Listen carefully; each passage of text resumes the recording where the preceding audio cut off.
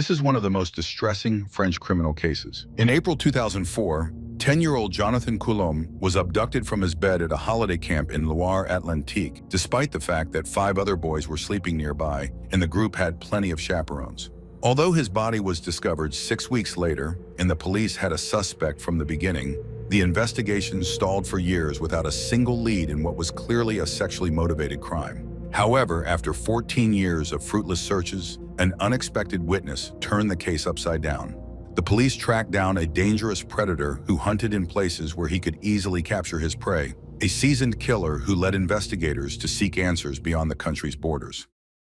In 2004, Jonathan was 10 years old and lived in the town of Orval in the Cher department with his mother Virginie, his stepfather Stéphane, and his 3 younger sisters. The family lived quite modestly. Virginie worked as a cashier, while Stéphane was a cable installer until an incident in 2001 left him with a broken spine. Jonathan's biological father was not involved in his life, and when Virginie married Stéphane, Jonathan was only a year and a half old. At home, he was affectionately called Titi, Joe, and Cowboy. The nickname Cowboy was his favorite, and he wore a cowboy hat as often as he could to match it. Jonathan was a blond, blue-eyed boy, rather slight in build, standing 140 centimeters tall and weighing 30 kilograms. His loved ones described him as shy but cheerful and full of life. He enjoyed football and motorcycles. In essence, his interests were much like those of any boy his age. In the spring of 2004, Jonathan's teacher suggested taking the children to a holiday camp that was a frequent destination for school groups. The plan was to bring the students to a seaside resort in Loire-Atlantique, specifically in the town of Saint-Brevin-les-Pins. The trip was to last for a week, and Jonathan would be in the company of 24 other students, as well as a driver, teachers, and activity leaders. In other words, the children would be under close supervision. Nevertheless, Virginie was initially hesitant to let Jonathan go. Firstly, she was reluctant to be apart from her young son, whom she perhaps overprotected. Secondly, the trip posed a financial challenge for the family. Jonathan understood this and explained the situation to his teacher. The teacher spoke with Virginie and promised to help the family receive financial assistance to cover the cost of the trip. Although his mother still had doubts, Jonathan said to her, "Mom, do you realize I might be the only one not going?" This simple question tipped the scales in his favor. The family tightened their budget a bit, but they managed to prepare Jonathan for the trip. Thus, he was able to see the sea for the first time in his life. The children were accommodated at a holiday camp on the southern edge of the town of Saint-Brevin-les-Pins. It was a fairly quiet area, especially in April, with about half of the houses in the town standing empty. The camp building belonged to a state-run teacher training college, and there are many similar establishments across France. Jonathan was placed in a room with 5 other boys. The room had no handle on the door, ensuring it could never be locked, allowing children inside to always get out. Jonathan's bed was the first one by the entrance. He was genuinely enjoying the experience, the sea and the port excursions. He called his mother to tell her he was having a great time and everything was wonderful. Virginie was glad to hear that he was happy, not homesick, and fully enjoying himself. On April 6th, the children's holiday was coming to an end, and the older kids organized a party for everyone. The celebration was supposed to wrap up by 2 in the morning. However, the younger children, including Jonathan, left the party earlier. During the event, Jonathan experienced a small disappointment. He had asked a girl he liked to dance, but she turned him down. It would have been no big deal, but his friends started teasing him about it, leaving him feeling quite upset. Nevertheless, the evening passed without incident, and by 11:30 p.m., Jonathan and his 5 roommates were in bed, ready to sleep. At midnight, one of the adults chaperoning the children made his rounds and saw that Jonathan was peacefully asleep. A little later, the bus driver who had accompanied the children on their outings and who was staying in the same building woke up to use the bathroom. As she did so, she noticed that the door to the section where Jonathan's and the other boys' room was located was wide open. She assumed the wind had blown it open or that a teacher had forgotten to close it properly. She closed the door and went back to her room to sleep, not checking whether all the boys were in place. The thought that she should have done so never crossed her mind, since it was cold and raining outside. Besides, it wasn't part of her duties, and such a check would have seemed unusual. But now the woman deeply blames herself for not taking any action, because in the morning, it was discovered that a child had gone missing. The 5 boys who had shared a room with Jonathan woke up around 7 o'clock in the morning to find his bed empty. The chaperones searched everywhere, both inside the building and outside, but Jonathan was nowhere to be found. His belongings were still in place, making it clear that he couldn't have gone far, as he was only in his pajamas and didn't even have his slippers on. At first, everyone hurried to blame Jonathan's friends, thinking that their teasing might have hurt him so much that he had run away to teach them a lesson. But it quickly became apparent that this theory didn't hold up.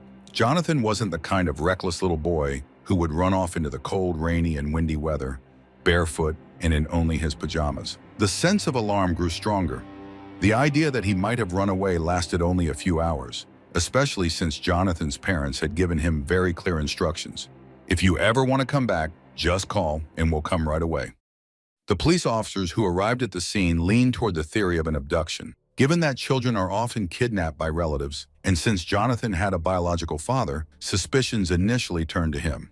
However, the man had a solid alibi. He was nowhere near the site of the abduction, as he was in the Paris area.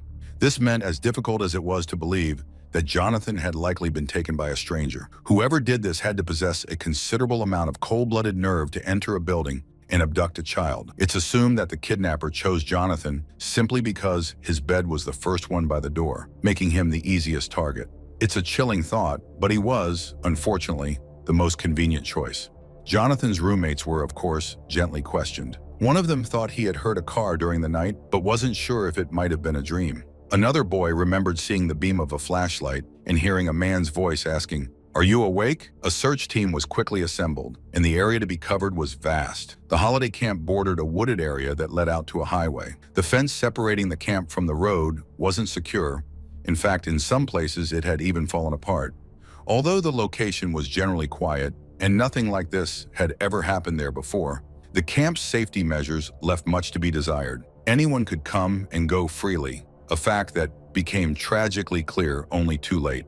Since it was April, most of the 2,000 to 2,500 houses in the region were vacant, which meant the kidnapper could have hidden in one of them. It's possible that someone may have even seen the stranger. Despite extensive searches by police and the community in the surrounding area and persistent efforts to locate Jonathan, he could not be found. Appeals for witnesses to come forward with any relevant information went unanswered. A week passed, and the hope of finding Jonathan alive began to fade. On April 22, 2004, the French police were contacted by their German counterparts, who informed them that there were many similarities between the abduction of Jonathan and a series of cases in Germany. The German authorities were searching for a serial killer nicknamed the Man in Black. He was suspected of committing at least 40 attacks on boys in summer camps or seaside tents. Additionally, 4 boys had been kidnapped and murdered. The French investigators took this lead very seriously, especially because a witness had reported seeing a car with German license plates parked near the holiday camp on the night Jonathan disappeared. However, despite this promising lead, there was no trace of the serial killer either in France or in Germany. The investigation had come to a dead end. 6 weeks after Jonathan's abduction, residents of the town of Guérande, located 25 kilometers from Saint-Brevin-les-Pins, decided to contact the police. For several days, they had been observing something unusual floating in a local pond. On the evening of May 19th, the police made a horrifying discovery. The strange object in the pond turned out to be the body of a child, naked, bound in a fetal position, with a heavy cinder block tied to it with a rope. His neck, ankles, and wrists were tied together with a nylon cord in a sailor's knot. It was Jonathan. The autopsy revealed that the boy did not drown. There were no injuries or signs of strangulation. The pathologist concluded that Jonathan had suffocated, likely because the killer had blocked his airways by covering his mouth and nose, preventing him from breathing. Due to the advanced decomposition of the body, it was difficult to determine whether Jonathan had suffered any abuse. However, the forensic expert concluded that death had occurred not long before the body was discovered. This implied that the perpetrator was either a local resident or had the opportunity to live in a local's house, keeping the child alive for several weeks. In a surprising development, investigators discovered that they had the suspect's DNA. Forensic experts found a tiny blood stain on the pillowcase where the boy had slept. DNA analysis confirmed it was male DNA, but it did not belong to Jonathan. This led to a massive campaign to collect and analyze DNA samples. The police compiled a list of individuals previously detained in connection with violent crimes, taking samples from over 200 men, but with no success. The investigation stalled again. 4 years later, a new team was assembled to review the case from scratch. Their findings would cast doubt on all the prior work and conclusions. First, it turned out that the DNA, which the previous investigators had placed so much hope on, had only misled the investigation. It actually belonged to another young boy who had stayed at the vacation camp before Jonathan. In essence, the staff had failed to properly wash the bedding that different boys had slept on. The investigators were frustrated because this DNA had been their only hope of linking the crime to a suspect if he ever surfaced. The wasted effort, money, and resources were disheartening.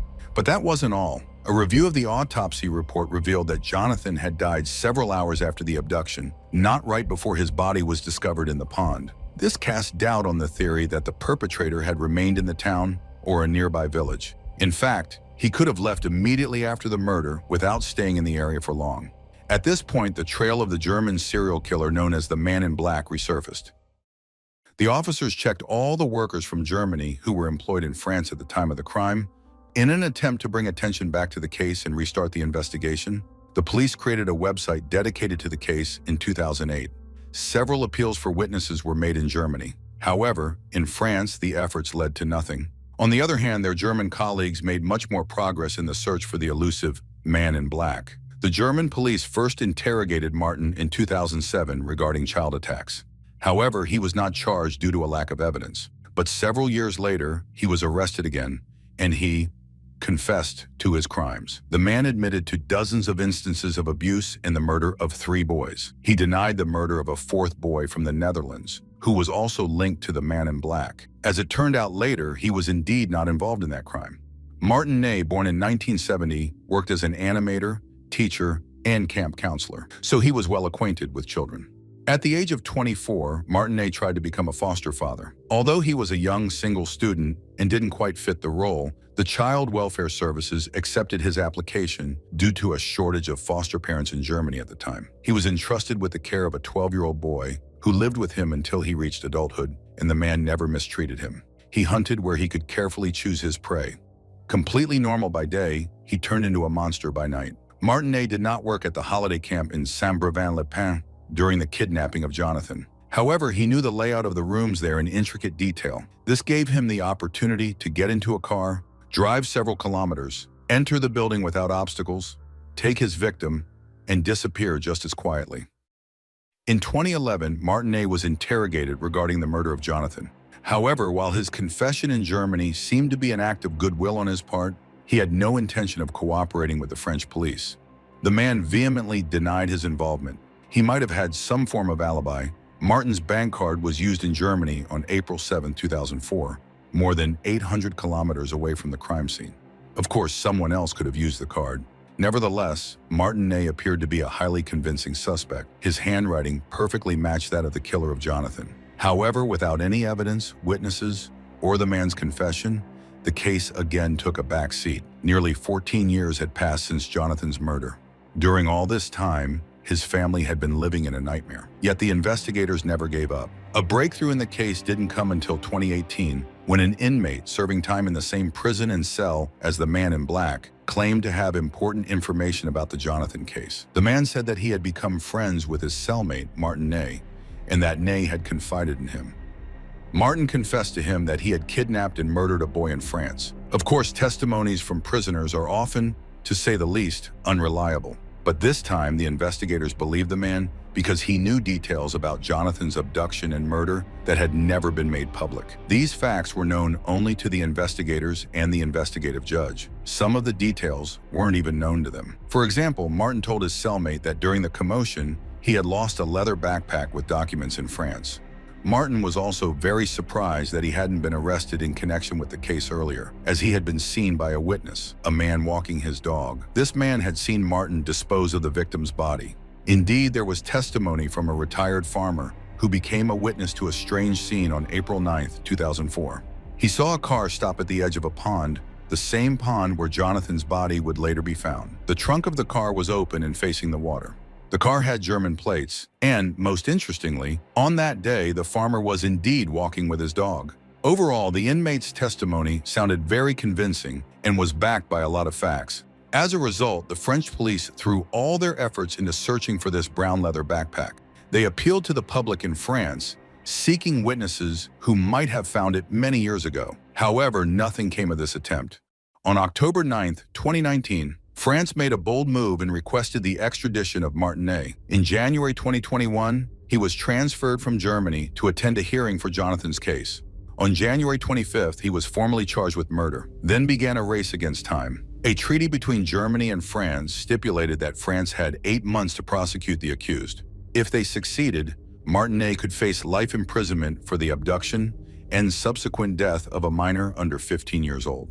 The police once again called on the public for help, asking witnesses who might have seen the man, found the backpack, or possibly rented him a room to come forward. However, after 8 months, on September 22, 2021, what was expected happened. Martin returned to his cell in Germany. The triumph of justice in Jonathan's case remained just a hope. Everyone, children who had lived with him at the holiday camp, their teachers, parents, and the police, waited for the day when they would finally know what happened that night in April 2004 and who killed Jonathan. Although the police have little doubt about who committed the crime, for the boy's family, especially his mother, it was crucial that a trial take place. Whether or not Martinet was guilty, Virginie wanted to face her son's killer and ask the questions that had haunted her for so many years. Why did the killer choose her son? What did he do to him? How did he die? No matter how painful it might be to hear, Virginie believes that it could never hurt more than it already has. These years have been a nightmare for her entire family.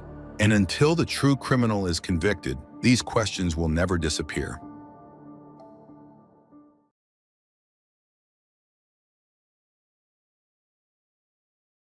This is the story of Candace Hiltz, an extraordinarily gifted young woman whose potential was boundless. If only her life hadn't been cut short so tragically. Candace was born on December 22, 1988 in Cannon City, Colorado. Her mother was discharged from the hospital on Christmas morning, and when they arrived home, her parents wrapped baby Candace in a blanket and placed her under the Christmas tree as a surprise for her 5 older brothers and her sister. The older siblings adored their little sister, admired her incredible courage, and feared her razor-sharp sense of humor. Candace was straightforward, unafraid of anyone, and said exactly what was on her mind. She believed deeply in justice, seeing the world in black and white. If you were wrong, you were simply wrong. She was the same way in school, with a deep intolerance for bullies. So no one was surprised when she announced her plans to apply to Stanford University, become a prosecutor, and eventually take a seat on the Supreme Court. She would have undoubtedly succeeded because she was incredibly talented. Candace graduated from high school at 14. By 17, she had written a research paper to apply for a scholarship to Stanford Law School, and her test scores exceeded all expectations. She won the scholarship. Her mother, Dolores Hiltz, was immensely proud of her daughter. Unfortunately, Candace's father couldn't share in the joy. He had passed away a few years prior. However, Candace had to put her plans for Stanford on hold when she gave birth to her daughter. During her pregnancy, Candace suffered a stroke, which affected the developing baby. Her daughter, Paige, was born with hydranencephaly, an extremely rare congenital brain anomaly. Doctors gave Paige only a few days to live. Although she lived longer than expected, her condition remained life-threatening. So young mother Candace decided that Stanford could wait, but spending time with her daughter was her priority. Paige couldn't speak or walk, but she was happy thanks to her mother's love and dedication. They did everything together, took walks, played in the snow, and celebrated Paige's birthday every single week. As it turned out, Candace made the right decision, as she would not live to see her daughter's first true birthday. Soon, another member of the Hiltz family fell ill. Candace's older brother, James Hiltz, struggled deeply with their father's death. He turned to alcohol and illegal substances, and his personality began to change. After his wife left him with their children, James also left the house, eventually settling in the woods behind his mother's home. He suffered from severe clinical depression. The once joyful James could no longer hold a conversation and developed an overwhelming fear of people, even his own family. It was painful for his loved ones to see him in this state. All they could do for him was to leave food out, allowing him to pick it up when no one else was around. After the death of Dolores' husband and Candace's father, the family moved to the Copper Gulch area in Fremont County, Colorado.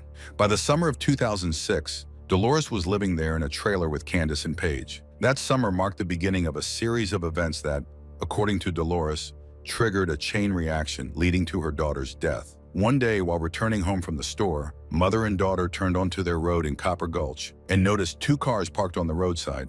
In one vehicle sat a police officer, in the other was a man known locally as a drug dealer. They saw the man approach the police car and hand the officer an envelope. Rumors had been circulating that one of the officers was abusing his power, so the women couldn't help but wonder what was in that envelope. It seemed like the officer might be accepting bribes. Candace, who had zero tolerance for dishonest cops, was furious, but the women decided there was nothing they could do since they had no proof. In early August 2006, the family encountered that same police officer again. His name was Trace Hall, and he knocked on their door. The officer was looking for James, Candace's older brother, whom the police suspected of breaking into cabins and stealing. Dolores told the officer that James didn't live with them, but had settled in the hills, away from people.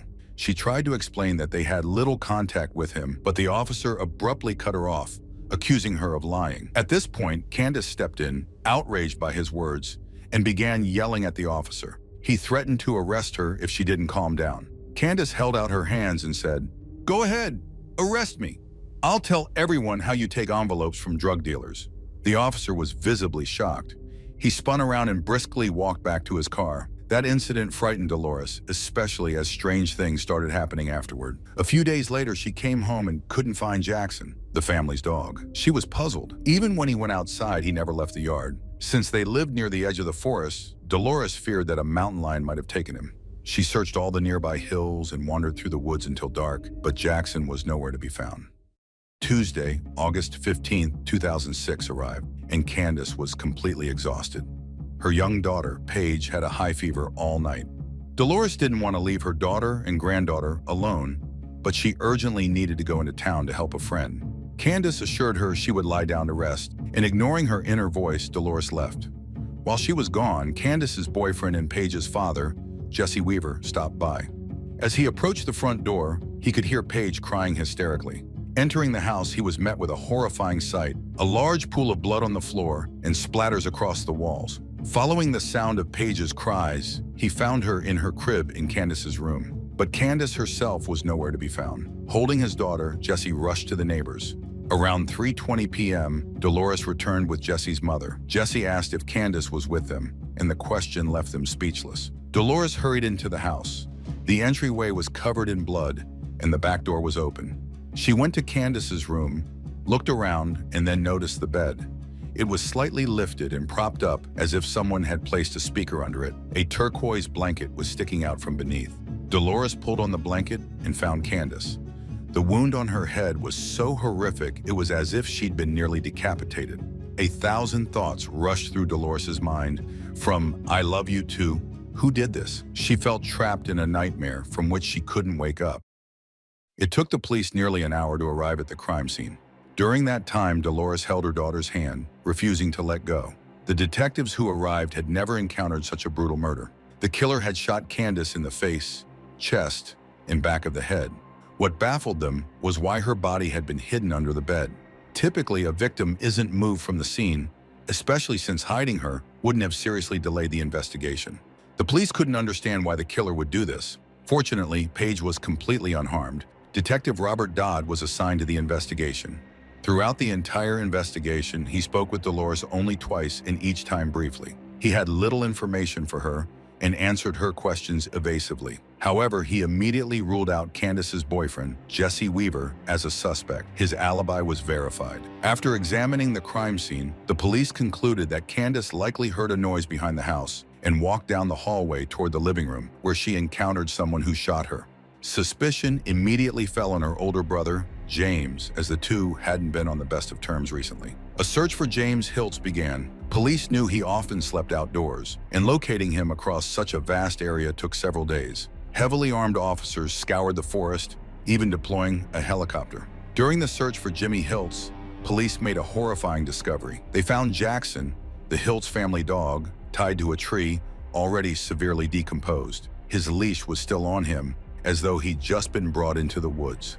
Finally, after 3 grueling days of searching, the police located James Hiltz. James was arrested and searched, but no firearm was found on him. He immediately insisted he had nothing to do with what happened to his younger sister. Detectives attempted to question him, hoping to hear his side, but he was in no condition to speak. Psychiatrists deemed him incompetent. No DNA, no blood, or any trace of Candace was found on him. Dolores, who had already lost one child, feared losing another. She believed her son was being made a scapegoat, yet he was unable to defend himself. Every day, Dolores worried about whether her son might harm himself. Meanwhile, Dolores was allowed to return home, and she was horrified and outraged to see that the police had overlooked many pieces of evidence. The back door of the house had no crime scene tape, and items marked as evidence, such as the blood-stained blanket and a shell casing found in Paige's crib, were scattered about. The blanket that wrapped Candace remained in place. It became clear to Dolores that the police had not done a thorough job. The crime scene was not secured, allowing anyone to enter the house.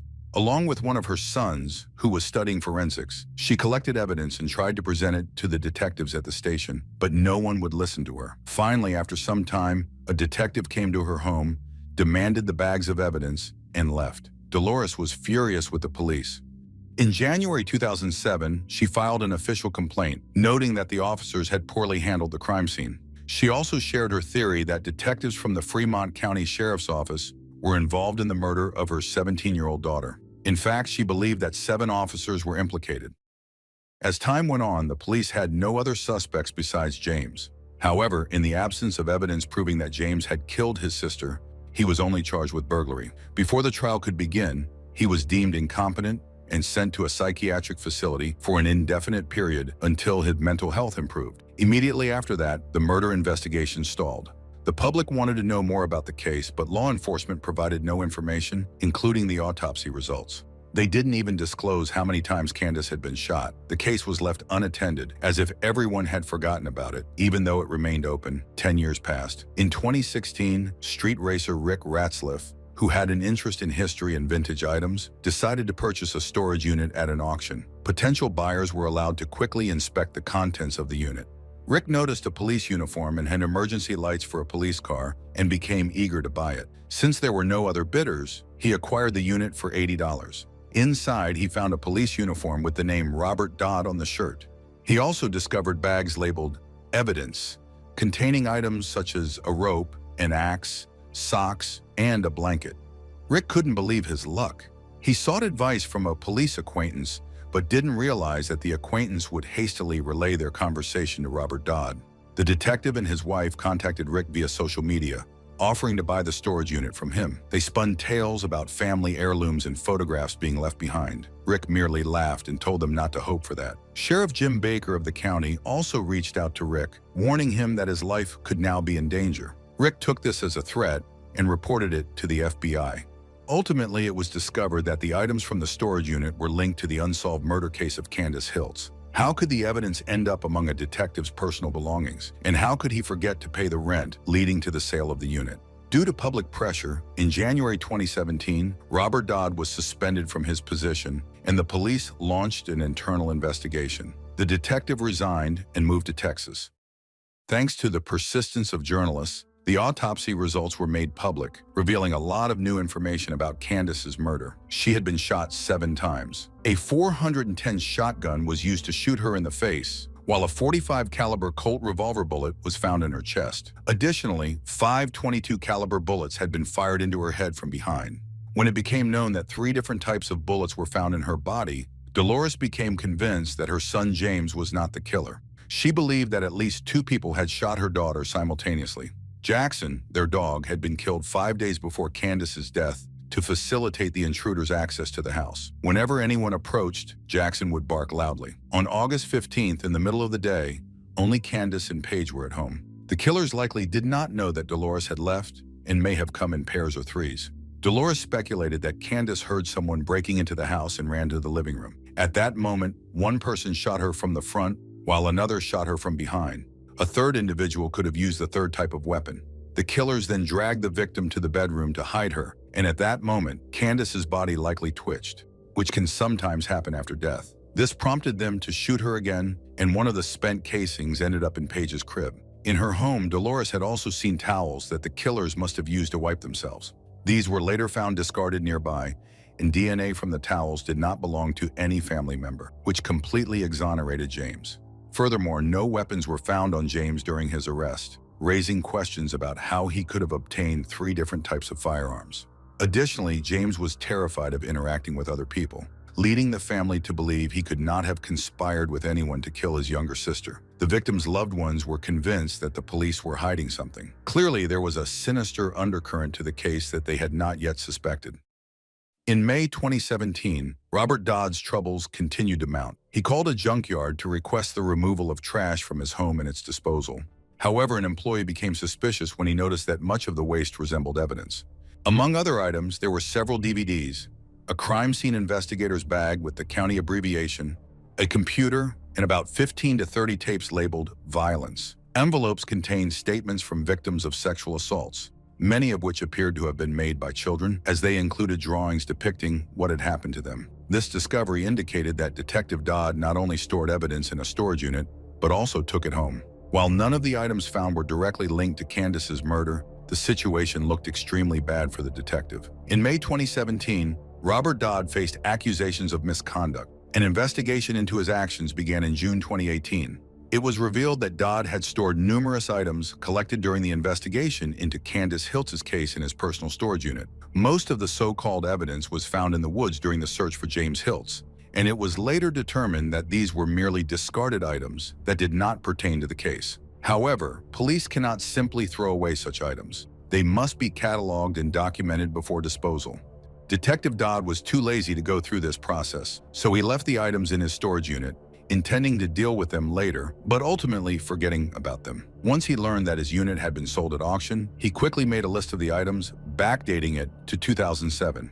Over the years, he altered his report on Candace's murder 6 times after realizing the sale of his storage unit could raise questions about his handling of the case. The court found him guilty of this misconduct. Initially, media reports suggested that a rope and an axe found among the evidence were bloodstained and that the axe was used to kill the family dog, Jackson. However, it turned out that Jackson had been shot and the axe was merely a decorative item that was not sharp. There was no blood on these items, meaning the significance of many items stored in the unit had been exaggerated. Still, it was possible that relevant evidence pointing to another suspect was present, but it had been improperly stored for 10 years, making DNA analysis impossible. Ultimately, Robert Dodd was not charged with any involvement in Candace's murder. In July 2019, he filed for a probationary sentence with a fine of $1,000.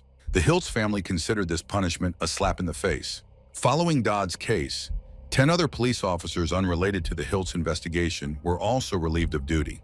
The reputation of the Fremont County Sheriff's Office suffered greatly. There were suspicions that the motive behind Candace's murder was police corruption, possibly leading to efforts to silence her. Whether the officers acted on their own or were covering for someone else, the Hiltz family, particularly Dolores, remained convinced that the police were involved in her daughter's murder. What's intriguing is that Dolores initially shared the police's belief that her son James could have killed his younger sister. During her first conversation with the police, Dolores stated that the whole family feared James because he had become uncontrollably aggressive.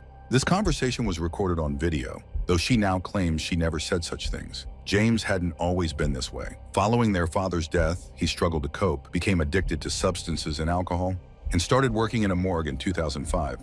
His ex-wife believed he may have become dependent on embalming fluid, which contains formaldehyde, ethanol, and methanol, offering a euphoric effect, but in larger doses, leading to aggression, paranoia, and symptoms resembling schizophrenia. His ex-wife also could not reconcile the family's assurances that James wouldn't harm a fly, recalling an incident when he violently pushed her, causing her to injure her face. Fearing his erratic behavior, she left him on July 12th, just a month before Candace's murder. Around the same time, James also left home, living in the woods. However, he wasn't as reclusive as Dolores portrayed. He had been involved in multiple confrontations, including a significant fight with one of his brothers, Nick, where he choked Nick and threw him against a wall. Candace intervened, hitting James with a frying pan to release her brother's grip, while their dog, Jackson, bit James in defense of Candace. After this altercation, Jackson disappeared, and the family initially believed James was involved. Candace accused him of doing something to Jackson, which enraged James. Dolores later recounted to the police that she had never seen her son so furious. The morning before Candace's murder, Jesse Weaver, Candace's boyfriend, also had a confrontation with James. After Jesse visited another brother of Candace's and was told he wasn't home, James grabbed Jesse and attempted to stab him. Fortunately, Jesse managed to escape. These accounts illustrate James's aggression and indicate he did not entirely shy away from social interactions, contrary to Dolores's claims. Regarding the theory that there were at least 2 killers, the use of 3 types of ammunition doesn't necessarily imply 3 different firearms. A ballistics expert explained that a .410 shotgun can fire various types of shells. The autopsy indicated the first shot was fired from 5 meters away, precisely the distance from the front door to the hallway where Candace fell. This means the perpetrator could have initially shot her with the .410 shotgun, and then, as she fell, reloaded and fired a round into her chest up close. If the body made a post-mortem sound or movement while being wrapped in a blanket, it could explain the subsequent 5 shots to the head with .22 caliber ammunition. As for Jackson, early reports claimed he was decapitated with an axe or hatchet, but he had actually been shot 3 times with a .22 caliber weapon, with the police recovering these bullets as evidence. A forensic expert believed the bullets found in both Jackson and Candace were fired from the same firearm. James had the opportunity to acquire both types of firearms and ammunition. He had been breaking into local cabins, stealing food and other items, and evidence found at these crime scenes linked James Hiltz to the burglaries. Firearms similar to those used in Candace's and Jackson's murders had been reported stolen from these cabins before their deaths.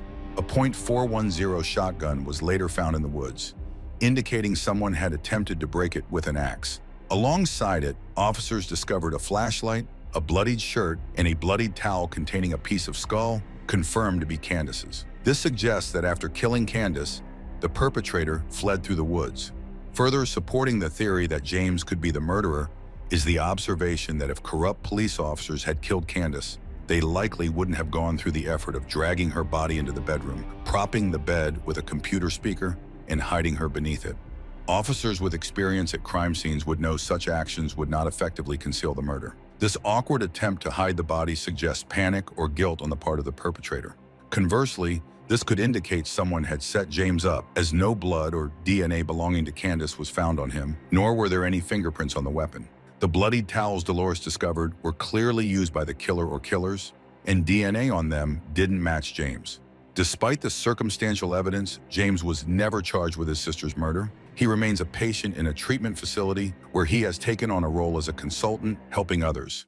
Another theory regarding Candace's murder suggests that an unknown intruder attacked her, making it a random killing. However, it seems implausible that a stranger could enter a home armed to the teeth, kill a girl, hide her body in her room, and leave without assaulting her or stealing anything. This complicated case remains officially open, but no progress has been reported. No one could have anticipated that the terminally ill Paige would outlive her mother. After Candace's death, Dolores took on the responsibility of caring for her granddaughter. Paige passed away in 2015 at the age of 7. Her family believes she is now in heaven, free to do all the things she couldn't do on Earth, running, playing, and building snowmen with her mother, always under the watchful protection of loyal Jackson.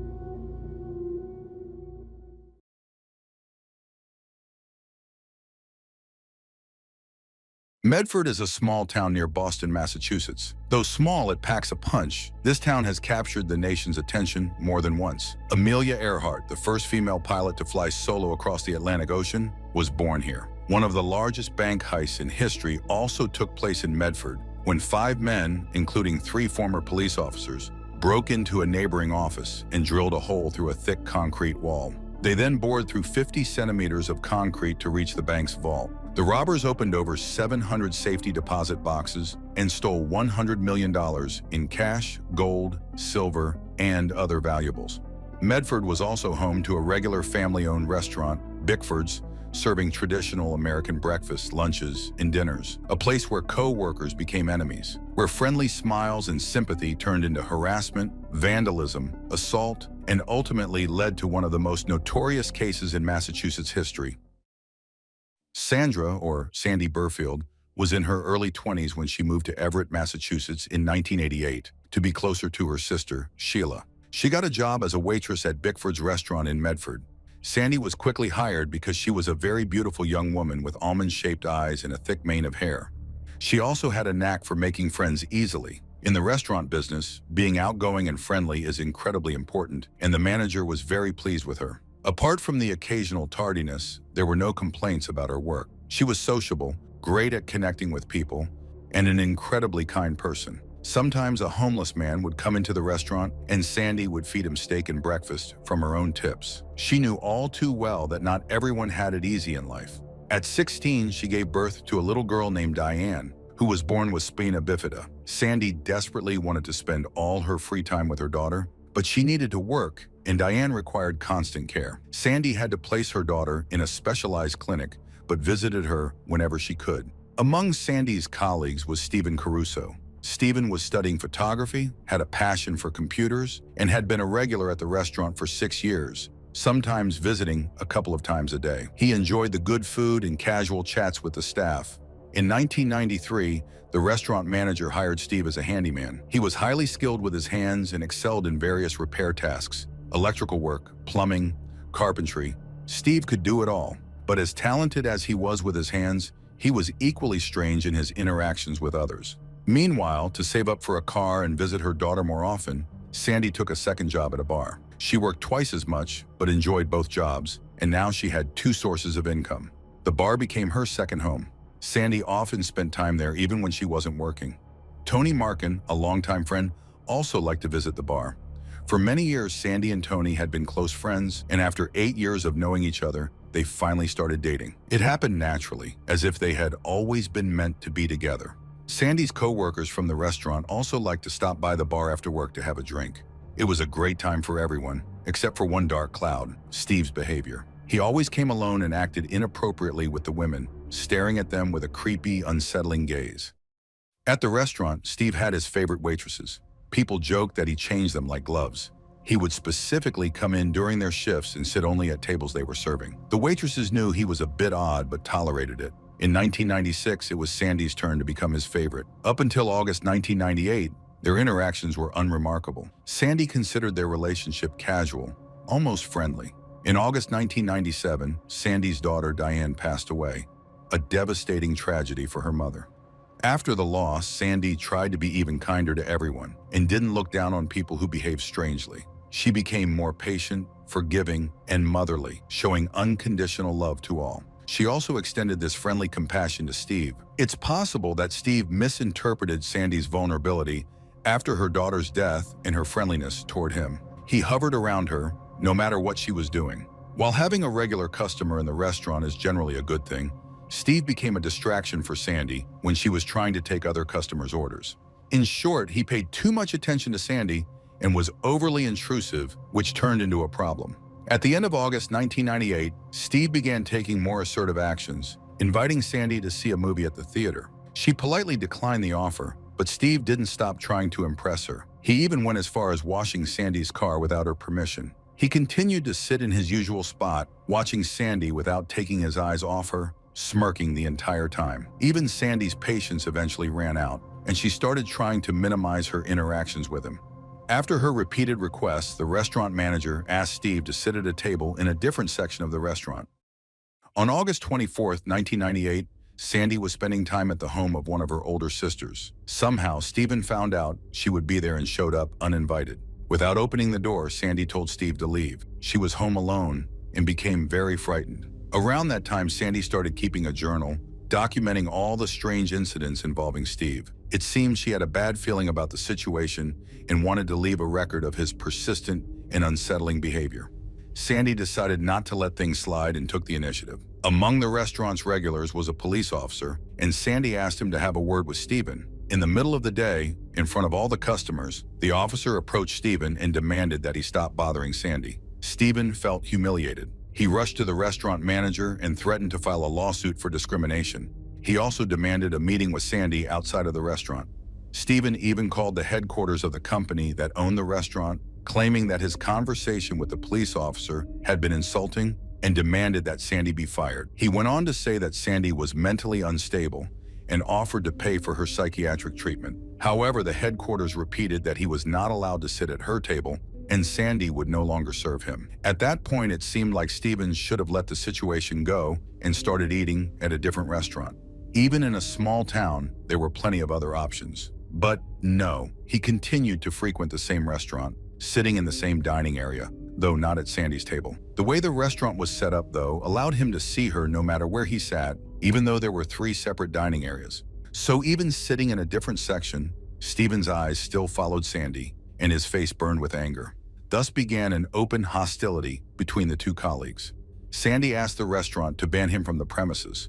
However, Stephen threatened to sue if they did, and the lawyers confirmed that he had the right to stay. Refusing him service would be illegal. This tense situation could have dragged on even longer, but at the end of September, Stephen truly crossed the line for the first time. He turned to vandalism. On the night of September 27, 1998, someone slashed all the tires on Sandy's car.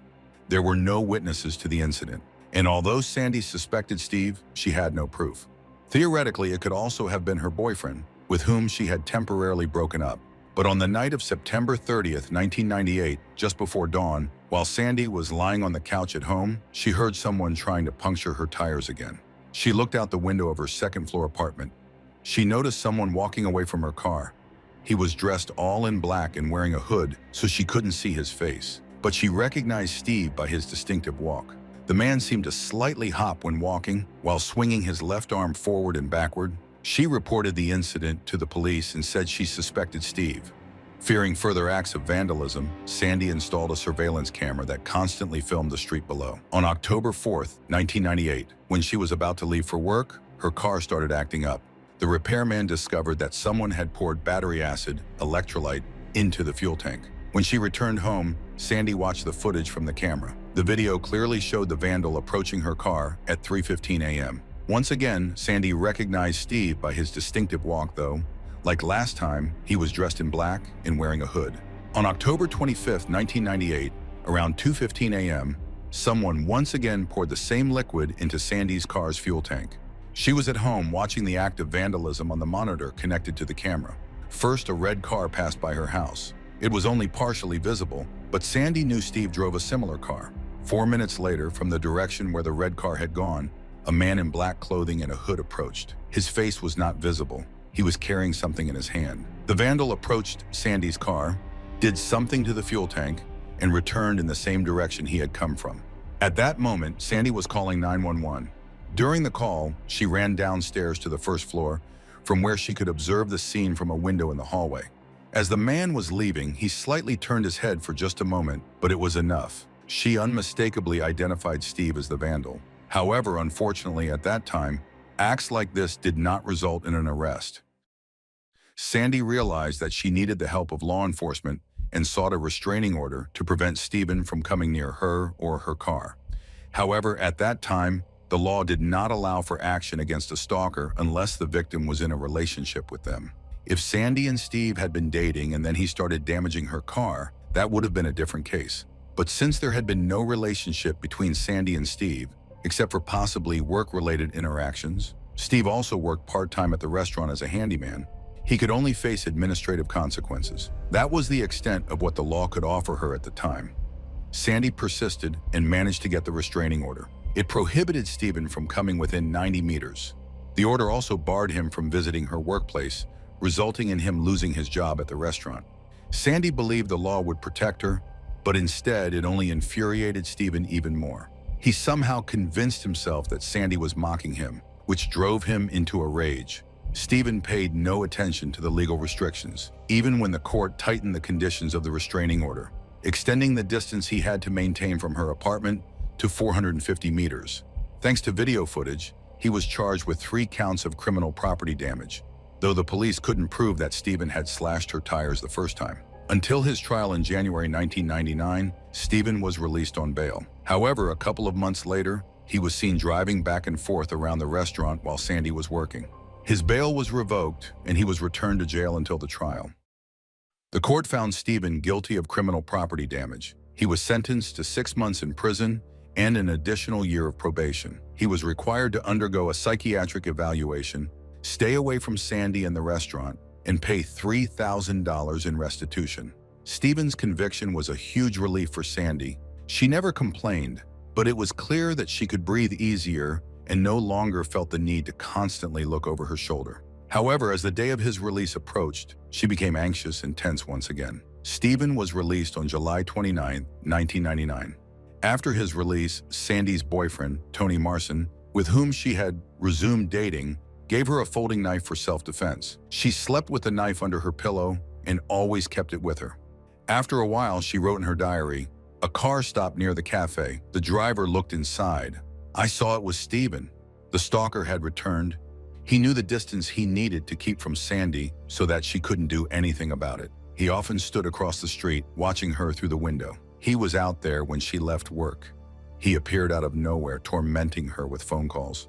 He would call and breathe heavily into the receiver. Since, according to the caller ID, Steve was calling from a payphone, it was impossible to prove it was him, but no one else had any reason to do such a thing.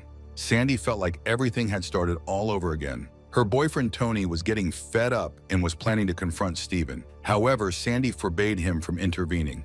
She said, "If you touch him, I won't speak to you for the rest of my days." It should be noted that Sandy had many relatives and friends who were ready to stand up for her at any moment. She was the youngest of 15 children. She had 9 sisters and 5 brothers.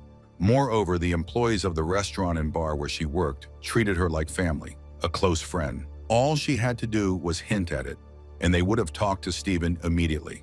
But she firmly insisted that no one should intervene. Perhaps she was afraid that it would make things worse, like when she asked a police officer who frequented the restaurant to talk to Steven. Or she was worried that the vengeful stalker would redirect his hatred towards someone close to her. It's unknown. In any case, she not only did not ask for help, but demanded that no one interfere. In December 1999, another alarming incident occurred. Sandy was about to start her morning shift at the restaurant when she opened the door to the establishment and smelled a strong odor of gas. If she had gone into the kitchen and turned on the stoves as required during opening hours, the restaurant would have exploded. The year 2000 arrived. On January 20th, in the middle of the day, the landlady of the house where Sandy lived noticed a package addressed to Sandy while picking up the mail. She read the sender's name and address. The package had come from Malden, from Lois, Sandy's older sister. The landlady took the mail and went back to her apartment, and just a few minutes later, she and her husband heard Sandy come down to the first floor, collect the package, and head back upstairs. Most likely, during his 6 months of imprisonment, Steven had reached the limit of his rage. After his release, he was planning to take revenge. He had enough time to plan the attack. From a friend, he learned how to make a bomb, but assembling it was only half the job. He had to somehow get Sandy to open it. After the gas incident at the restaurant, she had become even more cautious than before. He needed to come up with something that wouldn't raise her suspicions. On his computer, Steven installed a genealogy tree creation program to learn everything he could about Sandy. He discovered names, birth dates, workplaces, spouses, and children's names of all her relatives. In particular, he found the name of Lois's husband, who lived in Malden, a different town in Massachusetts. In fact, the family hadn't lived there for a long time, but their address hadn't been updated in the program. Steven assembled the bomb from a pipe fitting, loaded it with gunpowder and shrapnel, and placed it in a box. It was designed to explode as soon as Sandy opened it. He wrote down the recipients' and senders' addresses, and on Thursday, January 20th, 2000, at 9:30 in the morning, he drove to Sandy's house. The man calmly approached, left the package on the doorstep of the apartment building, and likely stayed nearby. He could hardly resist the pleasure of seeing his victim take the package. Sandy would never have brought it into the house if the sender hadn't been her older sister, Lois. Sandy read the name on the package and probably didn't read any further. She allowed herself to relax, entered her apartment, and opened the box. The next thing Sandy's neighbors remember is that the house shook from the explosion in a terrible noise. They rushed upstairs. When they opened the girl's door, a foul odor hit them, and their eyes watered from the smoke. Sandy lay on the floor. They immediately contacted emergency services. The arriving police unmistakably recognized the smell of gunpowder. Cautiously, so as not to spoil the evidence, an officer opened the door. Blood and body parts covered the floor, walls, and even the ceiling of the apartment. Sandy lay at the end of the hallway, hoping that the girl might still be alive. The officer called her name, but she did not respond.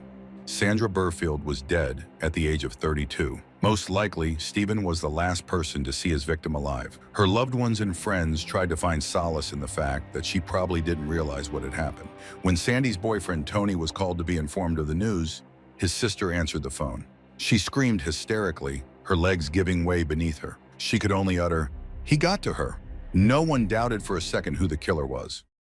Just 40 minutes after the explosion, the police were on their way to the suspect's house. When they arrived, they were struck by the fact that there was a huge photograph of Sandy hanging in every room. The man was interrogated, and his alibi kept changing. At first, he said he was at the library in the morning, then that he went to a cafe. Later, he reversed his story, saying he was first at the cafe and then at the library. However, when the detectives obtained a search warrant, they found everything necessary to make an explosive device. According to experts, it was the perfect homemade bomb. It worked exactly as the bomber intended. In cases of pipe bombs, it's common for the energy not to explode in the desired direction, meaning the victim might survive and even fully recover. Unfortunately, Steve turned out to be quite the handyman. After the police searched the man's house, Steven's sister found a booklet on explosives and handed it over to the police. After Steven's arrest, he was placed in a cell with another detainee, Michael Dubas. Michael recognized Steve because he had seen his photo in the news. He tried to ingratiate himself with the man. After an hour and a half of conversation, Michael learned everything he wanted to know. Steve made many incriminating statements, including things Michael couldn't have known from any other source. He described the actions of the bomb he had made, confessed to vandalizing Sandy's car, and mentioned that she had a recording of him doing it. He even explained how he found Sandy's sister's address to deceive her. The motive? He was angry with the girl for not wanting to date him. He referred to her with insulting words, and any previous adoration had completely vanished. Of course, Michael relayed all the details of the conversation to the police. The court hearing began with horrific details of the murder. Not a muscle in Steve's face twitched as everyone listened to what the bomb had done to the girl's body. The prosecution had enough evidence against him. Even the fact that he provided an incorrect address for Lois on the package worked in favor of the prosecution, as this incorrect address was successfully linked to the man's computer data. Steven had perfectly chosen whose name to send the package from. Sandy's older sister Lois was collecting small plush toys at that time. The last in the series was about to be released. Sandy also liked it a lot, and Lois had promised to give her such a toy. The family believes Sandy thought it was that toy in the box, which is why she boldly brought it into the house, expecting a pleasant surprise from her sister that would lift her spirits. In August 2003, the 44-year-old man was found guilty of first-degree murder. He was sentenced to life in prison, and the appeal was denied. Sandy's family could not allow such a nightmare to happen to anyone else. They were shocked that the law would have better protected Sandy if the victim and her stalker had been in a relationship. Sandy's brother managed to meet with former Senator Pamela Reeser. She helped change the law to correct this oversight. A separate legislative act was introduced focusing on protective orders. It now considers stalking a crime rather than a misdemeanor. The law was passed in 2010 and was named the Sandy Law. Now victims have the opportunity to obtain a protective order that involves criminal liability for the stalker. Even if there was no relationship between the victim and the stalker, Sandy Burfield spent her life helping people, and this law, named in her honor, will now assist other victims of stalking.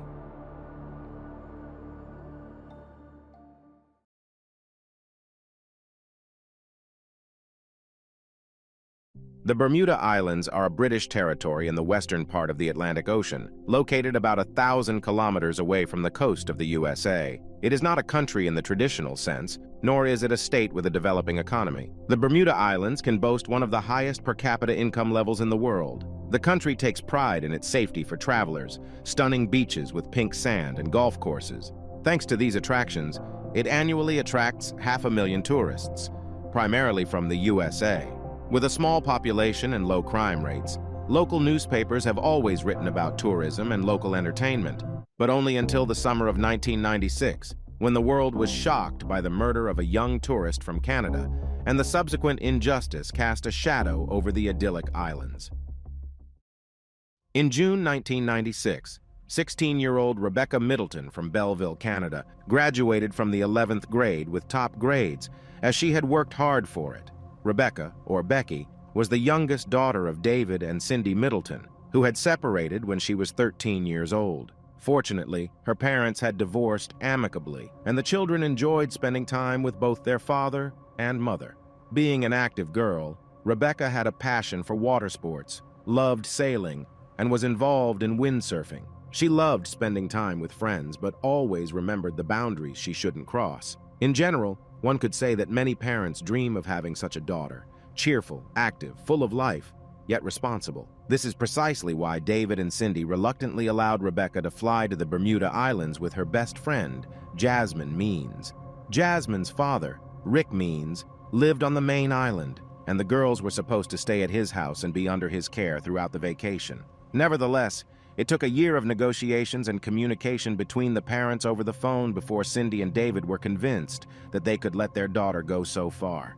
However, Becky's parents had no significant reasons to worry. Bermuda had traditionally been considered the safest place for a vacation. On June 20th, 1996, Becky and Jasmine set off for a 6-week vacation. It was a dream journey, and for the first 2 weeks, the girls thoroughly enjoyed it. How could it be otherwise? Picturesque islands surrounded by crystal-clear ocean waters that invited exploration.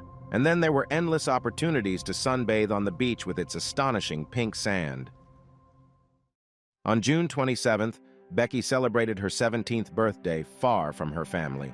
However, Jasmine, Rick, and his wife Lynn ordered a beautiful cake and made every effort to ensure that the celebration would be unforgettable for the guests. During their vacation, the girls met 3 young men from the UK.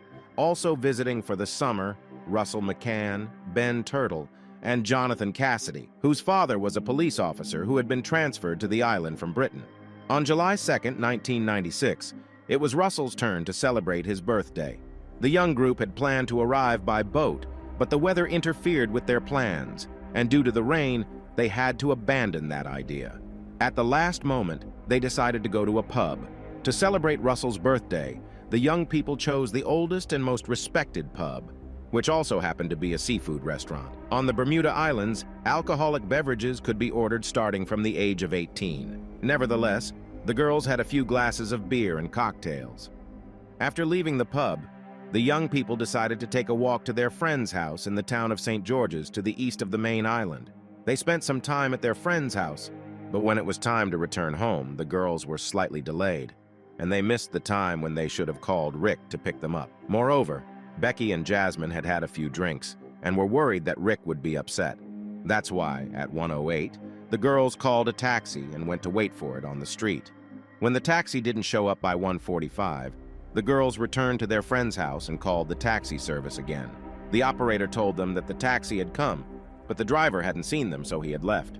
After waiting on the street for another half hour, Jasmine and Becky called again at 2:16 in the morning. Jonathan Cassidy waited with them for a while, but decided to go inside the house and go to sleep. He left them waiting for the taxi, being confident that the taxi would arrive soon. Perhaps he thought they could return to the house and knock. The other guys were already asleep. By this time, dawn was approaching, and the girls were getting nervous. They were sure that Rick would scold them when they got home. In reality, Rick wasn't too angry or extremely concerned. After all, it was not unusual for teenagers to lose track of time while celebrating a birthday, and it was hard for him to imagine that anything could happen in a place as safe as Bermuda. It never crossed his mind that something might go wrong. While Jasmine and Rebecca were standing on the street, the lights in their friend's house went out, signaling that everyone had gone to sleep and it would be inconvenient to knock on their door again. At this moment, a local acquaintance of theirs, 21-year-old Dean Lattimore, arrived on a motorcycle. He asked them if they needed a taxi, to which the girls replied that they had already called one and were waiting for it to arrive. They had only talked for about 2 minutes when another motorcycle approached from the opposite direction, carrying 2 local guys. They seemed to recognize Dean and gave him a nod of greeting. The young men asked the girls what they were doing on the street at that time in a small town where they obviously weren't locals. The motorcycle driver showed a clear interest in Rebecca and complimented her on the necklace that Jasmine had given her. The guys assured the girls that the taxi wouldn't come, and they offered to give them a ride. Jasmine reasoned that they didn't have helmets, and they didn't want any trouble because of it. The guys replied that they had 1 spare helmet. Another one was found with Dean. Honestly, Rebecca and Jasmine didn't want to get on the motorcycle with unfamiliar guys, but it was clear they had no better option. Mobile phones weren't common at the time. There were no nearby payphones, and the buses wouldn't start running for several hours, and the taxi still hadn't arrived. What choice did they have? Of course, they could have woken up their friends and called Jasmine's dad, but the girls dismissed that idea.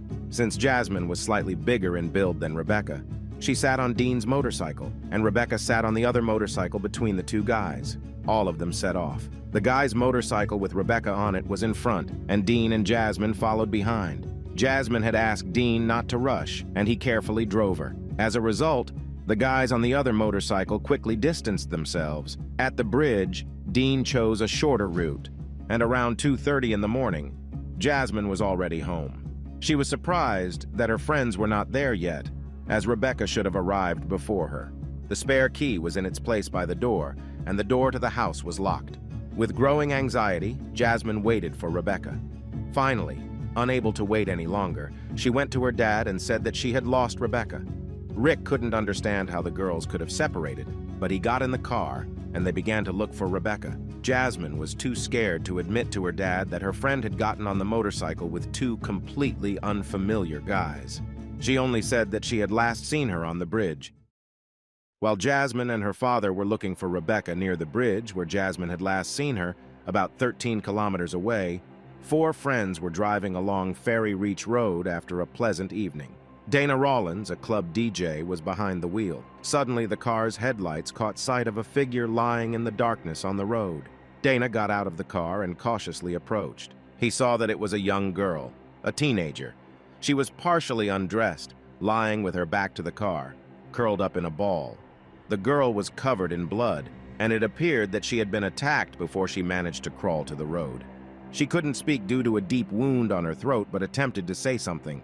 Dana tried to stop the bleeding and encouraged the girl to hold on and save her energy for help. At the same time, his friends drove to the nearest payphone to call for an ambulance. While Jasmine and her father were searching for Rebecca at the bridge, where Jasmine last saw her, an ambulance sped past them. Jasmine sensed that the ambulance was going to pick up Rebecca and told her father so. However, Rick cut his daughter off, not allowing her to even think that something bad could have happened. The ambulance arrived fairly quickly, but was still late. The medics couldn't do anything to help Rebecca. When Rick and Jasmine returned home, the sun had risen. Rick immediately called the police to report Rebecca's disappearance. The responding officer informed him that they would have to wait for 24 hours before they could file a missing person report. Rick argued with the officer, trying to convince him that Rebecca could not have simply gone somewhere when she suddenly received word that he was placed on hold. When the officer returned to the call, he asked Rick to come to Ferry Reach Road.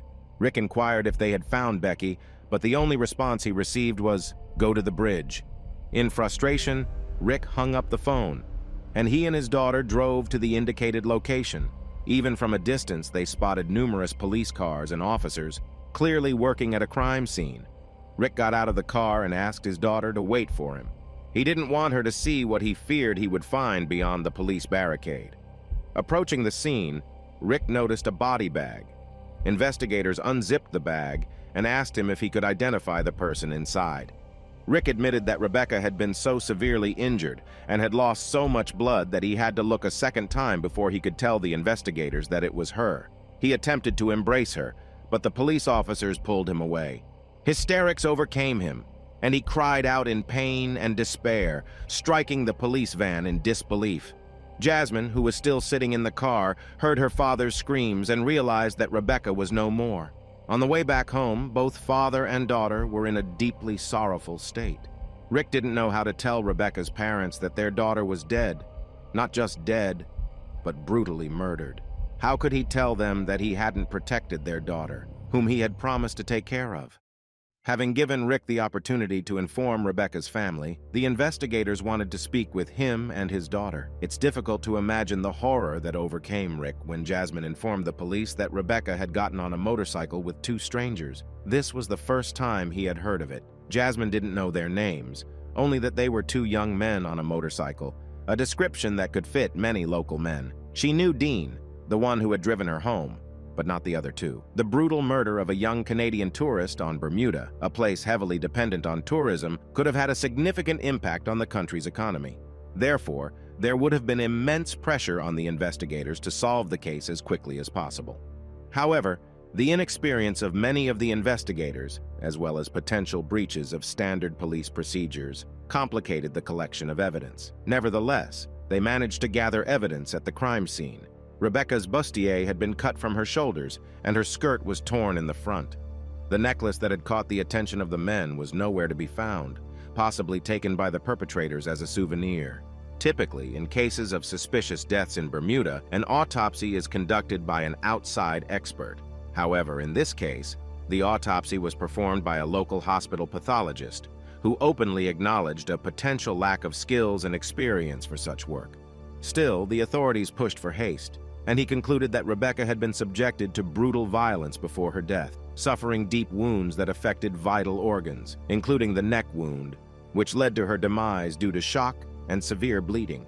4 men who found Rebecca's body were questioned and quickly ruled out as suspects. The police promised Rebecca's parents to find her killer as soon as possible and devoted all their efforts to the search, investigating local young men with legal troubles. After that, they invited Dean for identification, but even here, they deviated from the standard police procedure.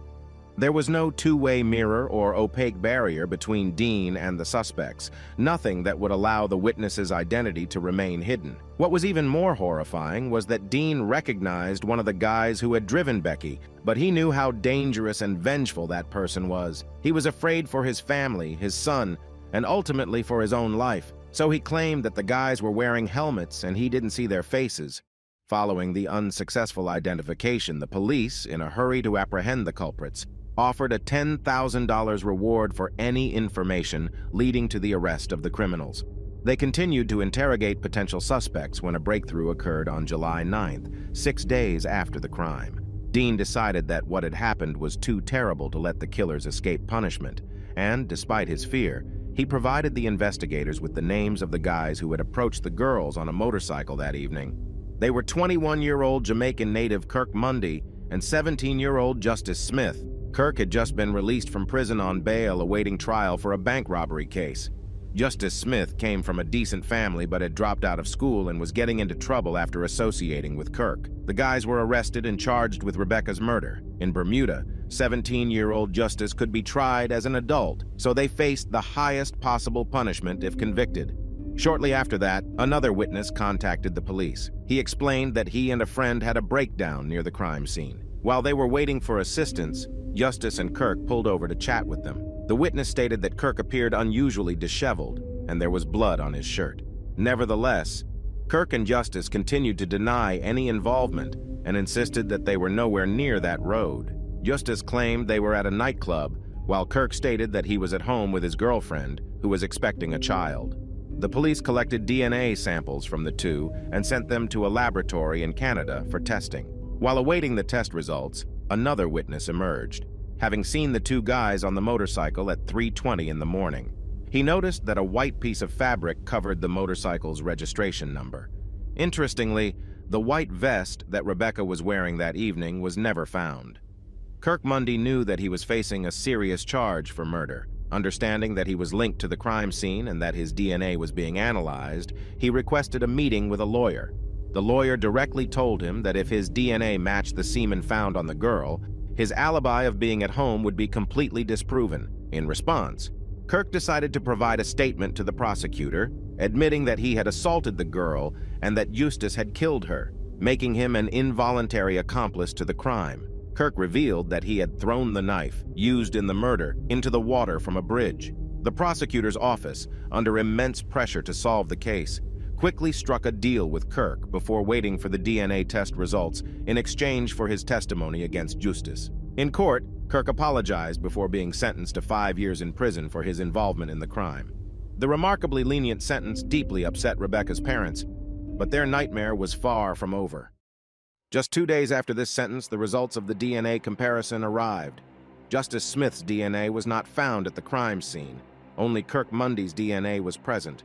Kirk had humiliated the girl and at the very least had participated in her murder. Kirk had outwitted the prosecutor, the police, and probably his own lawyer, as they all believed him.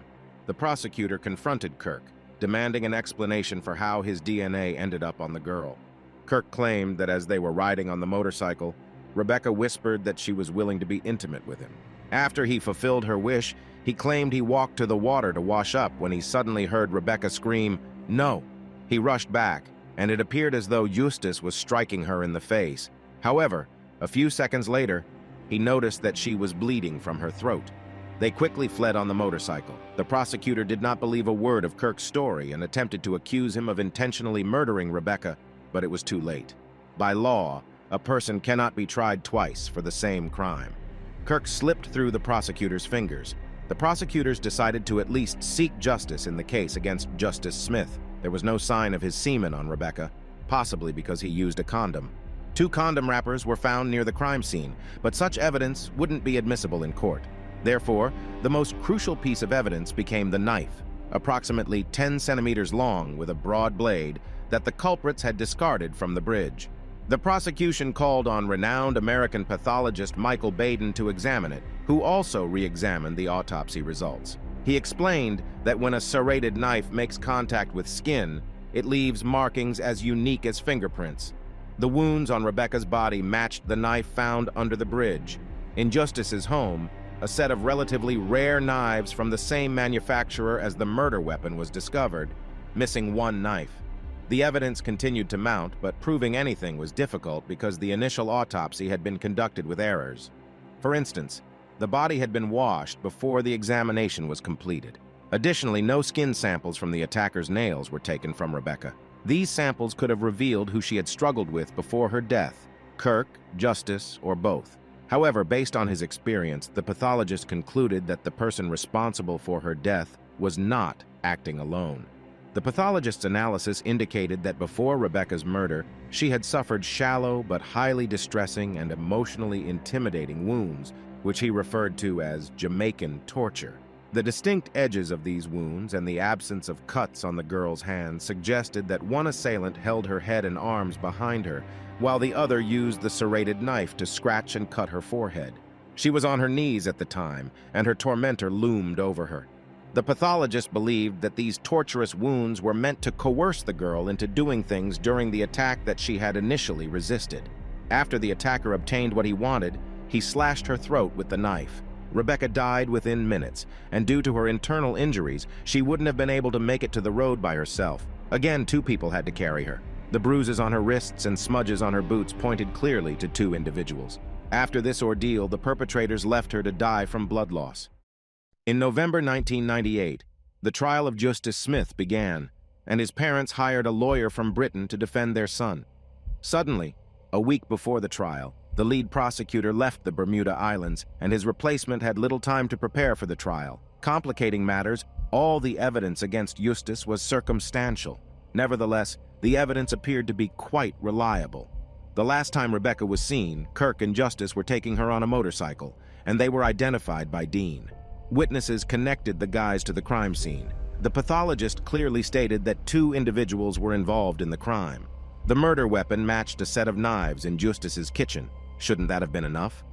After the prosecution finished presenting the case, Justice's lawyer didn't call a single witness.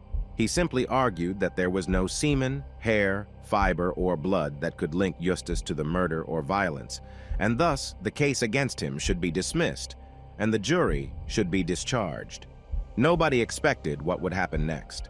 Out of the blue, the news broke that the judge had agreed with the defense's arguments and was discharging the jury.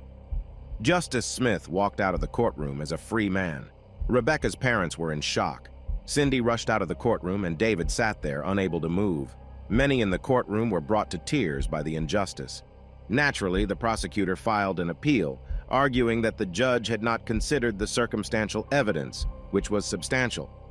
The Bermuda Court of Appeal ordered a new trial for Justice, but this decision was challenged in the Judicial Committee of the Privy Council of the United Kingdom, acting as the country's highest court. They ruled that Justice could not be tried a second time for the same offense. Their decision was final, putting an end to any further appeals. In 2002, Justice Smith attacked two women with a knife, injuring one of them. He was sentenced to 10 months in prison, but the judge released him, considering the time he had already spent in custody. Kirk Mundy served 20 years in prison for a robbery he was initially charged with before Rebecca's murder and for weapons possession. Upon his release, he was deported to Jamaica. Since nobody faced punishment for Rebecca's murder, the nightmare for her family continued. They deserved more. Every day, her family would come to the courthouse, hoping and waiting for justice. In the following years, Rebecca's family desperately sought justice for their daughter. They made several attempts to reopen the case, but in 2008, David announced that he could no longer financially support the battle against Bermuda's legal system. Ironically, 10 years after the murder, the government of the island compensated the Middleton family for the pain and suffering they endured, cutting a check for $2,840.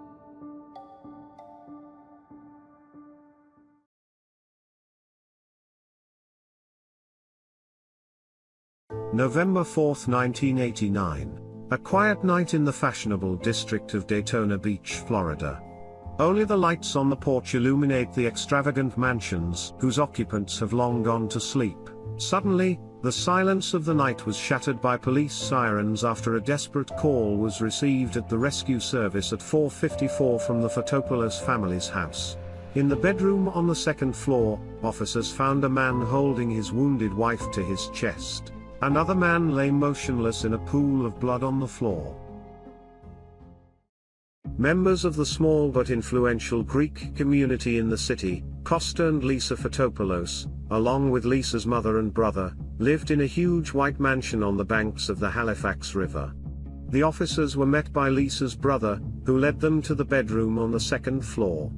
26-year-old Lisa Fotopoulos was alive but in agony. She had been shot, and the bullet had entered her head, although hope was not yet lost as it had not penetrated her brain. It struck her forehead, deflected off a bone, and came to a rest just above her left eye. While it was still a gunshot wound, and the medics couldn't know the extent of the damage until she was examined at the hospital, they believed she had a chance to survive. They rushed her to the hospital as quickly as possible.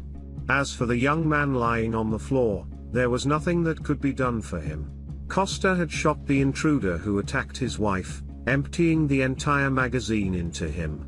While Lisa was being rushed to the hospital and newspapers competed to write about the hero who shot the robber, saving his wife and family, the police began investigating the botched robbery. However, it didn't take long for suspicions to arise among the investigators. On the first floor of the house, they found a broken window, indicating the intruder had entered through it. But the window was too small for a sturdy man to fit through without cutting himself. It was also too far from the door handle to open it in such a manner. Furthermore, despite the presence of crystal, silverware, electronics, and artwork in the house, the stranger hadn't touched anything and went straight to the bedroom where he shot Lisa. This raises the question of why her instead of first eliminating the main threat, the husband. Even before morning arrived, the investigators decided to take a closer look at this case and at Lisa's husband. Konstantinos or Costa Fotopoulos grew up in Athens, Greece, in a wonderful family. His father held a prominent position as one of the directors of the Greek airline. Since childhood, Costa dreamed of moving to the United States, where he believed a better life awaited him, a life filled with sports cars, big houses, and beautiful women. At the age of 18, he enrolled in Daytona University, where he studied aviation management. To cover his expenses, he worked as a waiter in a restaurant. It was there that he was introduced to Lisa. Even in the modern world, traditional values still hold importance, and every Greek family in the USA wants to marry their child to someone from Greece, a person with the same faith and cultural heritage. Costa seemed to be the ambitious and intelligent Greek guy that parents wanted to see as Lisa's husband. The young woman was captivated by the charm of this young man. He too was impressed, but not by her beauty or intelligence, but by the state of her family. Within a few months, the couple became engaged, followed by a joyous Greek wedding. Costa and Lisa appeared to be an ideal couple. After a few years, Lisa's father passed away, leaving her and her brother in charge of the family business, a theme park and several souvenir shops. Costa worked for her, her mother, and her brother for $300 a week. It was a decent amount for those times, but not a fortune. Soon, Costa decided to start his own business, something he could fully control. The man took money from his wife and opened a billiard club. For a long time, Lisa had no idea how things were going at the bar and that her husband preferred to hire young kids who, for various reasons, ended up on the streets. Costa surrounded himself with teenagers who were unable to say no to him. He enjoyed portraying himself as a powerful, successful man and would tell the young people that he worked for the CIA, carrying out various government missions. And if any of the kids had doubts about the truthfulness of Costa's words, he had evidence. Framed and hanging on the office wall was a letter from the CIA addressed to Costa. However, if someone bothered to read the letter, they would discover that it was simply a job rejection. Fortunately for Costa, the teenagers believed him unquestioningly, and for them, it was 100% proof that their boss was a secret agent. Things reached a point where Costa invited his business partner, Tony Calderoni, on one of his nocturnal outings.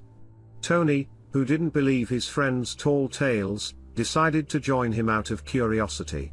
As a result, he watched with suspicion as Costa, dressed head to toe in camouflage, buried a bag with weapons and money in the woods. The bar trapped Costa in a debt hole. He already owed $20,000, but still continued to enjoy life, playing the role of a super agent. Then, on a beautiful day in 1989, his life became even better after meeting the luxurious 20-year-old Deidre Hunt, who entered his establishment in search of work. Costa was captivated by the beauty of the girl, and soon a romance ensued between them. They didn't care about the 10-year age difference or the fact that Costa was married. Deidre turned out to be the complete opposite of Lisa. Lisa was a true lady, while Deidre was a forbidden fruit, full of passion and desire, something that Costa wasn't getting at home. In turn, he became a source of admiration and expensive gifts for her, providing everything she was lacking in life. Deidre grew up in poverty. She didn't know her father, and her mother suffered from several mental disorders, including multiple personalities, specifically 11 different personalities. The girl never knew what awaited her at home when she returned from school, whether her mother would beat her or shower her with affection. And she had no choice because it was her mother. When Deidre was 7 years old, a neighbor began to harass her, abusing her when she was 11 and he was 31. Instead of support, she only received indifference from her mother.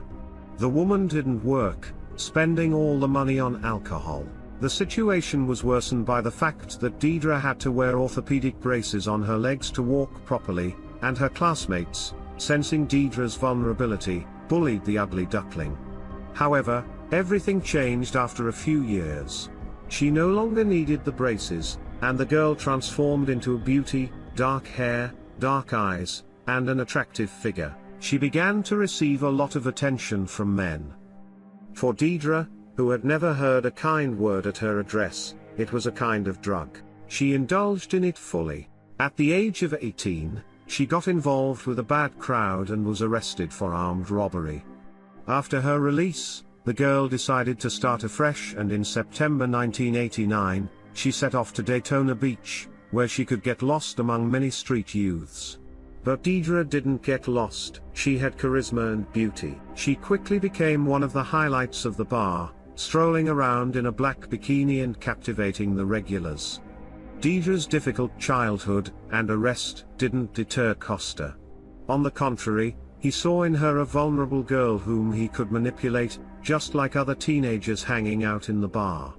Costa rented an apartment for Deidre 2 blocks away from her work, so they could meet at any time. And out of habit, he fed the naive girl stories about his work for the CIA and how he had killed 8 people and so on. Of course, Lisa quickly discovered that her husband was seeing the waitress. She followed him to the rented apartment, confirmed the truth, and demanded that he end the affair. However, he stubbornly denied everything. Then the proud Greek woman threatened to divorce him. Costa couldn't allow that because in the case of a divorce, he would not only be left penniless but also burdened with debts. Interestingly, this conversation took place just a few weeks before an unknown person attempted a nighttime visit to their home. Costa told the police that on the evening of November 4th, he and his wife were watching movies late into the night before going to sleep. The next thing he remembered was waking up to a deafening sound. Opening his eyes, he saw the silhouette of an armed man looming over his wife. Almost instinctively, he grabbed the weapon he kept for self-defense, rolled onto the floor, and emptied the entire magazine at the intruder.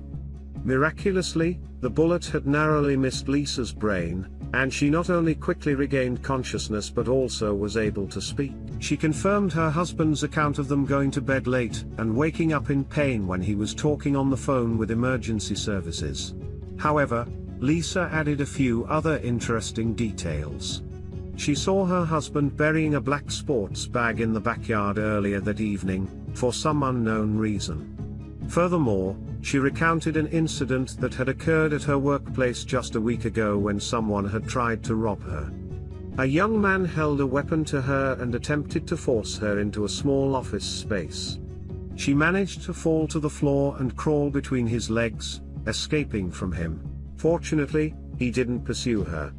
As detectives listened to her account, they couldn't shake the thought that it might have been an attempt on Lisa Fotopoulos' life, incident number 1. So, who was the unfortunate intruder who broke into their home?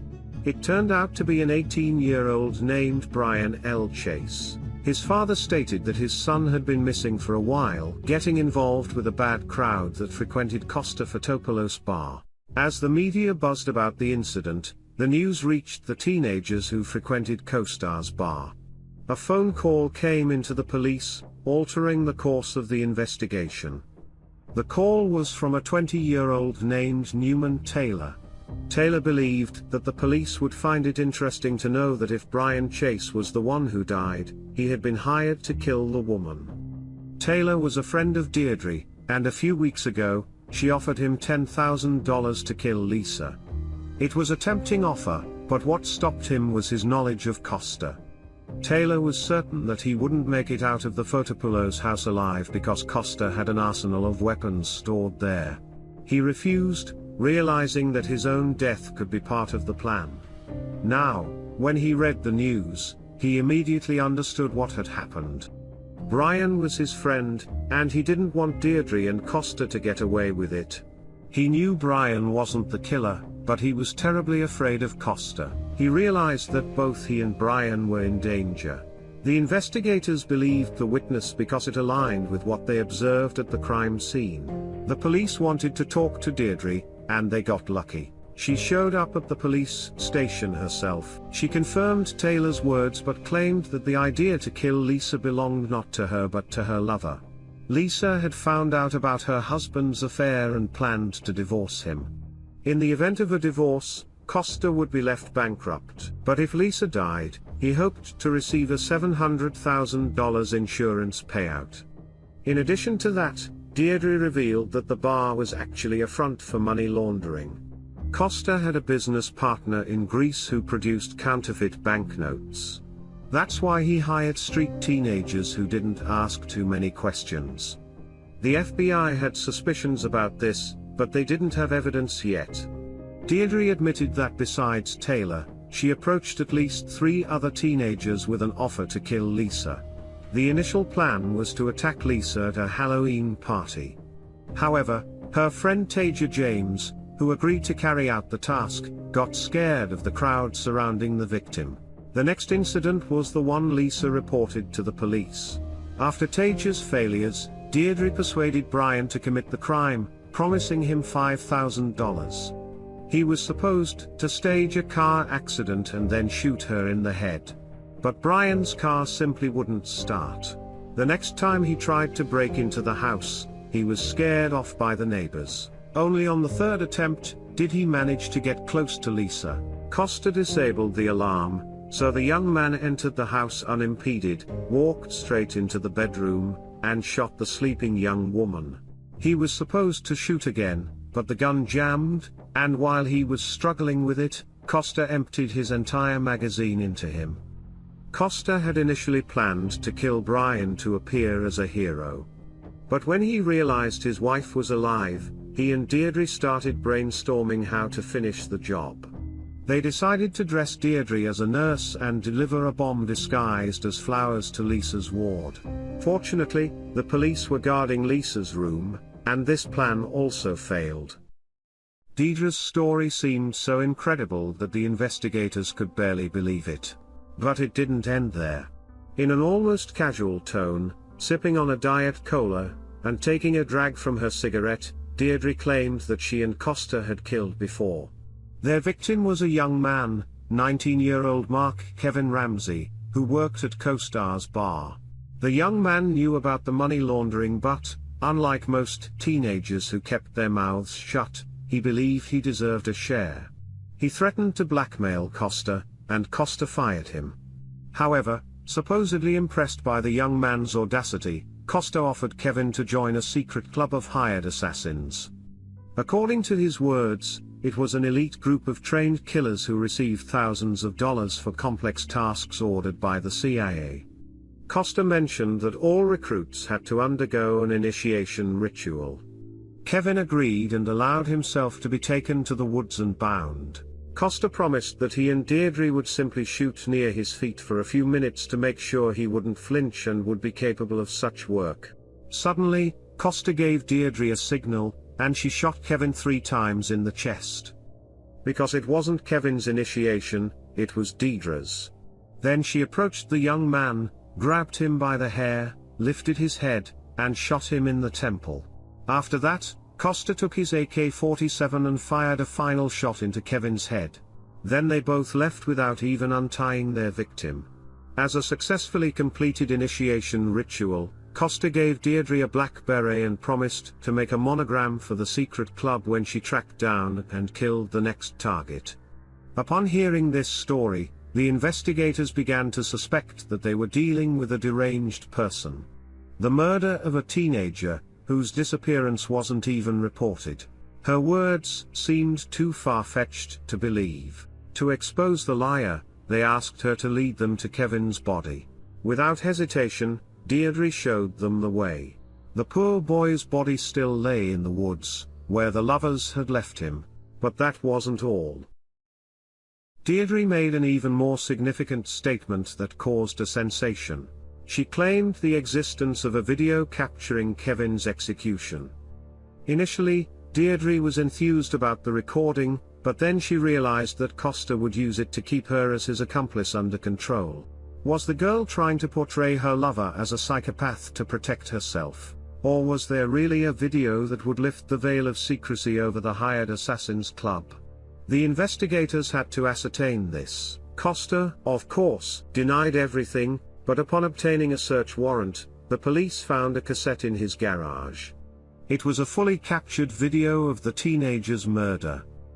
The boy screamed in pain and terror so intensely that the police officers in the room took a while to recover from what they had witnessed. But the crucial evidence in the recording was that Deirdre followed the instructions of a man behind the camera, a man with a distinct Greek accent. Simultaneously, the police unearthed the sports bag mentioned by Lisa.